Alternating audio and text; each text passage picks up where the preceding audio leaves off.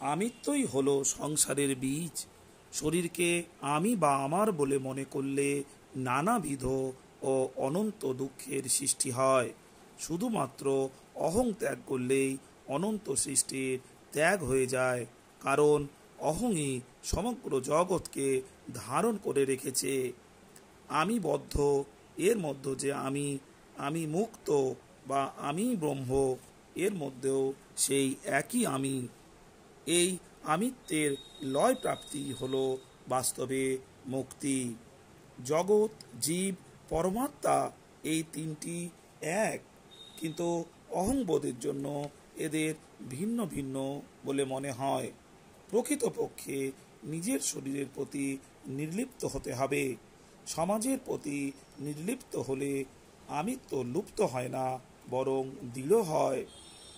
আমাদের স্বরূপ হল চিন্ময় সত্তা, সেখানে অহং নেই। এটি যদি ঠিকভাবে উপলব্ধি হয়, তাহলে এই মুহূর্তেই জীবন মুক্তি সম্ভব। জাতি বা ধর্ম নিয়ে সংঘর্ষ হয় না, বরং সংঘর্ষ হয় অহংকার থেকে। উৎপন্ন স্বার্থ ও অভিমানের জন্য নিজের মধ্যে বিশেষত্ব দেখার অর্থ হল আমিত্বকে, পরিচ্ছন্নতাকে, দেহাভিমানকে পুষ্ট করা।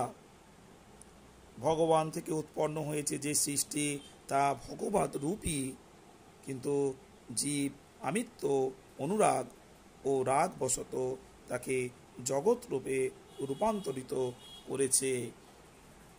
শ্রোতাজন শুনলেন আমিত্ব কি, বা আমাদের মধ্যে আমিত্ব অনুভব হলে কি হয়। শ্রোতাজন, আপনারা স্থির চিত্তে ঈশ্বরের প্রতি বিশ্বাস রাখুন, আমিত্বকে জলাঞ্জলি দিন, আর ব্যক্তিত্ব বিকাশের জন্য সমাজের প্রতি দায়বদ্ধতা দেখাতে হবে। স্বয়ং স্বামীজি আমাদের এই উপদেশই দিয়েছেন। আর শ্রোতাজন মনে রাখবেন, এই কলিযুগ থেকে আমাদের মুক্তি পেতেই হবে, আমাদের পরমাত্মার সঙ্গে মিলতে হবে। আর পরমাত্মার সাথে মিলতে গেলে আমাদেরকে ঈশ্বরকে আঁকড়ে ধরতে হবে। ভালো থাকবেন শ্রোতাজন, আর এই চ্যানেলটিকে বেশি বেশি করে লাইক ও সাবস্ক্রাইব করুন, যাতে আপনাদের প্রতিনিয়ত ভাগবত কথা আমি শোনাতে পারি। নমস্কার।